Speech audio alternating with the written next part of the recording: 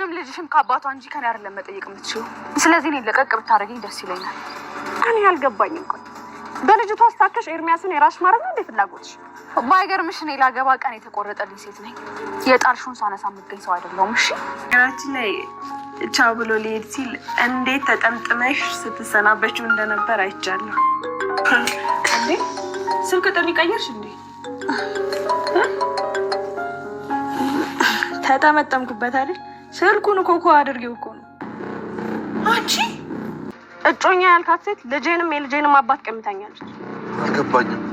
ኤርሚያስ አሁንም ልቡ ሌላ ሴት ጋር እንዳለ እርግጠኛ ነኝ። ቆይ እሺ ታዲያ ለምንድን ነው ሁልጊዜ ስለ ኑሐሚን የሚያወራው? ደግሞ መቼ ነው ስለ ኑሐሚን ሲያወራ የሰማሽው?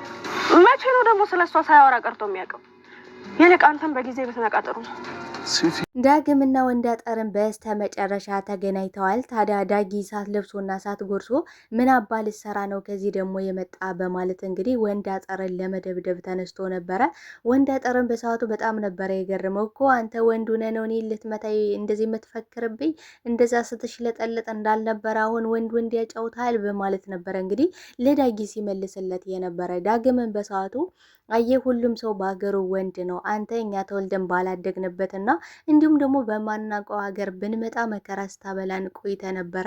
አሁን ደግሞ እዚህ ጋር ምን አባለ ሰራ ነው የመጣው በማለት እንግዲህ ሌላ ነገር ሊፈጥር ሞክሮ ነበረ። ታዲያ አምራንም በሰዓቱ ዳግምን ከዚህ የምታገኘውን ጥቅም ካልነገርከኝ ወንዳጠር ያለበትን በፍጹም ልነግር አልችልም ብለው ነበረ። ማለት በዚህ ጉዳይ ላይ ይህን ነገር ተጠቅመ ኑሐሚንን የራስ ለማድረግ ልትሞክር ከሆነ እውነቱን ሀቁን እንድትነግረ ይፈልጋሉ። ካልሆነ ግን በፍጹም ወንዳጠርን ላገናኝህ አልችልም ብላ እንግዲህ እንቅጩን ነግረው ነበረ።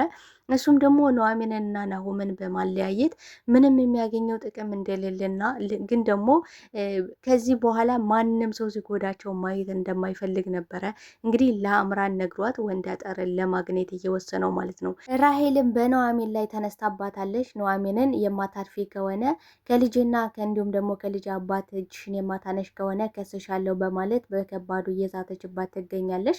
በሌላ በኩል ኤርሚያስ አሁንም ድረስ ኑሐሚንን እንደሚወዳትና እንደሚያፈቅራት ከአንደበቱም ለይቷት እንደማያውቅ እንግዲህ ለናሆም ነግረዋለች። ሌላ ጥርጣሬና ሌላ ነገሮች እንዲፈጠሩ እያደረገች ትገኛለች። በሌላ በኩል ጭኑ የዳጊን ስልክ የሰረቀችው ቢሆንም ግን ደግሞ አሁን ላይ ዳጊን ወደዋለች ማለት ነው። ታዲያ ሌሎቹን ስልክ ሰርቃ እንደምታጠፋው ሳይሆን ለዳጊ ግን አንተ ጋር ድጋሚ መገናኘት ፈልጋለሁ የሚል መልእክትን ማስተላልፋለች። ምክንያቱም ሳይ ከአንተ ያራዳ ልጅ ነህ ወድጄሃለሁ አይነት ነገሮች ነው ስትናገረው የነበረ።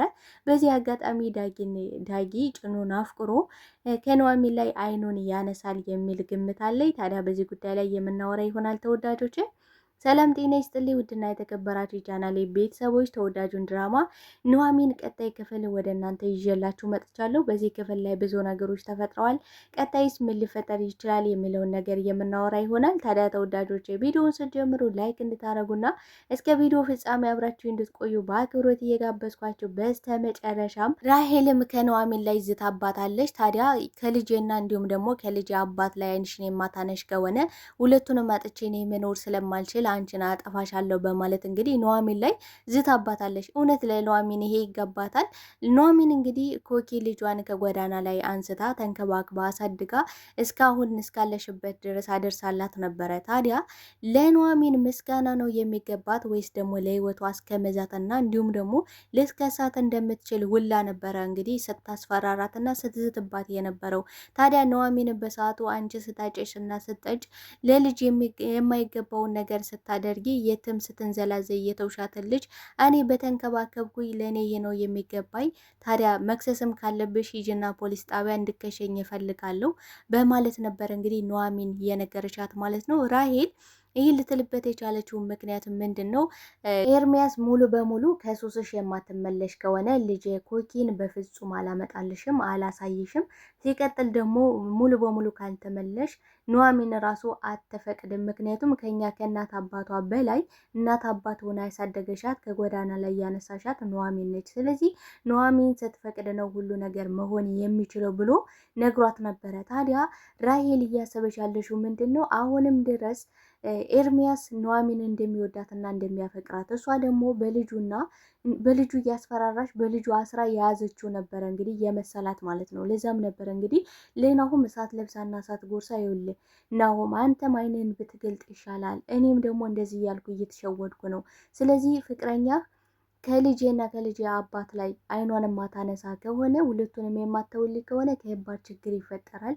ምን ላደርጋት እንደምትችል በፍጹም አታውቅም ብላ ነበር እንግዲህ ናሁም ላይ የዛተችበትና እንዲሁም ደግሞ በፍጹም አይሆንም ነበር ያላት። ማለት ኤርሚያስ አሁንም ድረስ ይወዳታል ብላ ናሁም እንግዲህ በኑሐሚን ጉዳይ ምን ያህል ተጠራጣሪ እንደሆነና ምን ያህል እንደሚወዳት ምን ያህል በቃ ቅናተኛ እንደሆነ የሚታወቅ ነገር ነው። አይደለም እሳት ተለኩሶበት። ታዲያ በዚህ ሰዓት በጣም ነው የተጨናነቀው። ቆይ እንዴት ሊሆን ይችላል ማለት በጣም ግራ ስለገባው እንዲህ ይኸውልሽ የማታውቂው ነገር ካለ ትንሽ እህቴ ራሱ ፍቅረኛው ነበረች ብሎ ነግሯት ነበረ።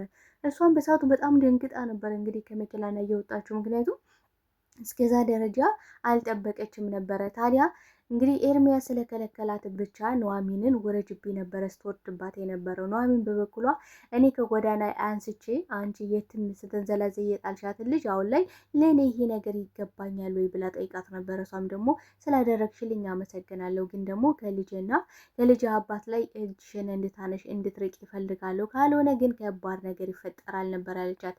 እንግዲህ ኑሐሚን በባለፈው ክፍል ላይ በጨለማ ናሆም ሸኝቷት ሲመለስ እንግዲህ ራሄል እየተከታተለች ልታጠቃትና እንዲሁም ደግሞ ከባድ ችግር ልታደርስባት ነበረ። ከዛም ኑሐሚን እንደምንም ብላ አምልጣ ነበረ ማለት ነው። ታዲያ አሁን ላይ አይደለም በቀን ይቅርና በሌሊት ሁሉ በህልምሽ ሁሉ መጣብሻለሁ፣ መቼና እንዴት ላጠፋሽ እንደምችል በፍጹም አታቂም፣ ከልጄና ከልጄ አባት ላይ እንድትርቂ እያስጠነቀቅኩሽ ነው እያለች በከባዱ አስጠንቅቃታለች። ኑሐሚን ለመልካም ብላ ያደረገችው ነገር አሁን ላይ ራሄል እንደ ክፋት አይታባት ለህይወቷን በጣም አስጊ ነገርን እያደረገችባት ነው የምትገኘው።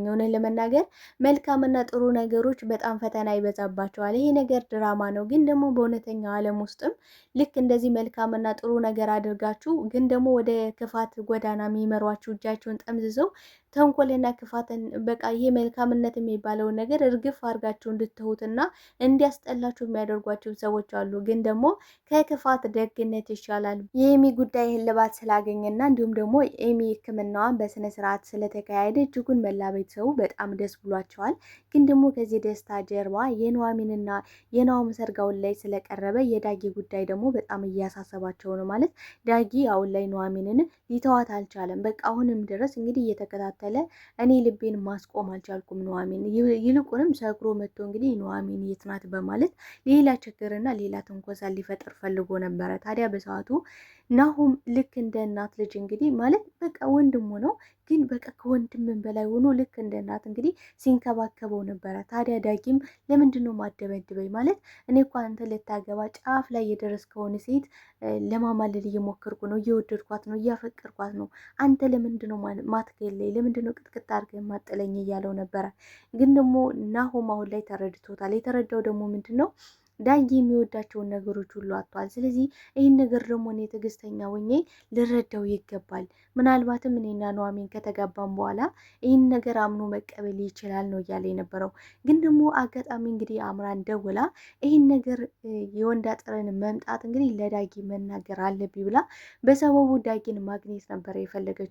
አምራን ታዲያ ጭኑንና እንዲሁም ደግሞ ዳጊን ማጣበስ የፈለገች ይመስላል። ማለት እንግዲህ ጭኑ ገና ሳታየው ራሱ ወደዋለች ማለት ይሄ ዳግም የሚባል ልጅ 30 ጊዜ ነው የምታነሹ። ቆይ ይህን ሰውማ ማወቅና ማየት አለብኝ ብላ በጣም ጓጉታ ነበረ።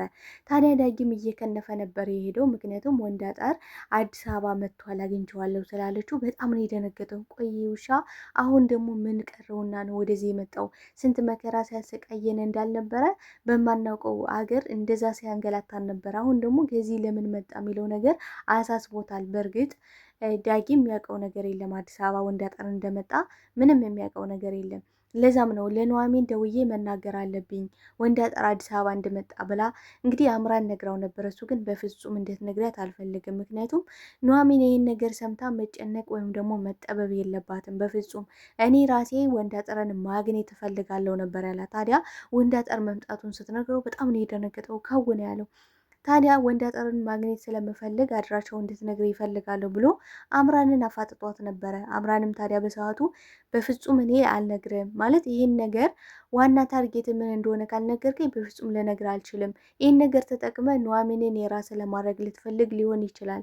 ያን ደግሞ እንዲሆን በፍጹም አልፈልግም። ኑሐሚንና ናሆም ከዚህ በኋላ በምንም ሁኔታ እንዲጎዱ አልፈልግም ነበር ያለችው። ታዲያ ዳጊ በጣም ነው የገረመው። ቆይ አምራን ነው እንደዚህ እያሰበች ያለችው እኮ ለኑሐሚንና ለናሆም አንቺ እያሰብሽላቸው በጣም ይሄማ የማይሆን ነገር ነው። ቀልድሽን ተይና እውነቱን እንድትነግሪኝ ይፈልጋለሁ ነበር ያላት። ታዲያ እሷም እየቀለድኩ አይደለም፣ ዋና ፍላጎት ምን እንደሆን ካልነገርከኝ በፍጹም ልነግር አልችልም ነበር ያለችው። እሱም ደግሞ አሁን ላይ ለምን አዲስ አበባ እንደመጣና ዋና ታርጌቱ ምን እንደሆነ መጠየቅ እፈልጋለሁ በማለት ነበረ እንግዲህ ወደ ወንዳጥር ገስግሶ የሄደው ዳጊ። በሰዓቱ ግን እንግዲህ ጭኑ አፍጥጣ ነበረ እንግዲህ በግርም ተሰታዩ የነበረ። ታዲያ ስልኩን መጥለፋ ወስደዋለች። ስልኩን ወስዳ እንግዲህ ዳጊ ሲደውልም ስልኩን እንደ ሌሎቹ ሰርቃ ዝም አላለችም፣ አልደበቀችም። ዳጊን ድጋሚ ማግኘት የፈለገች ይመስላል። ታዲያ ለዳጊ አንተ በጣም ቆንጆና እንዲሁም ደግሞ የአራዳ ልጅ ትመስላለህ፣ ስለዚህ በድጋሚ ላገኝ ስለምፈልግ ስልኩ ከኔ ጋር ነው በማለት ነበር እንግዲህ ለዳጊ የመለሰችለት። ዳጊን በሰዓቱ በጣም ነበር የተናደደው። ምክንያቱም ምን አይነት ሌባ ጋር ነው ሁንሽ የጠራሽ የሚለው ነገር በጣም አበሳጭቶታል። ታዲያ ወንዳጠርንም እሳት ለብሶ እና እሳት ጎርቶ ነበር ዳጊ ያገኘው።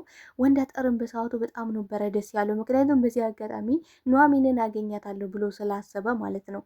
ታዲያ ዳጊ ምንድን ያደረገው አንተ ውሻ እዚህ ደግሞ ምን አባል ሰራን የመጣ ብሎ ሊደበድበው ነበር የፈለገው። ታዲያ በጣም ነው የገረመው ወንዳጠር። ምክንያቱም አንተ ቦቅቧቃ፣ አንተም ወንድ ሆነህ ነው እኔን ልትማታመት ሞክረው እንደዚህ የምትስትብኝ እኮ አንተ ወንድ ሆነህ ነበር ያለው። አየህ ሁሉም ሰው በሀገሩ ወንድ ነው። አንተ ግን ተወልደን ባላደግንበት በማናውቀው ሀገር እንደዛ ስታሰቃየንና መከራ ስታበላን ነበረ።